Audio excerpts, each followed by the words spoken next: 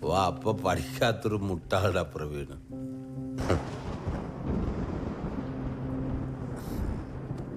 என்னை யாரும் நம்பல.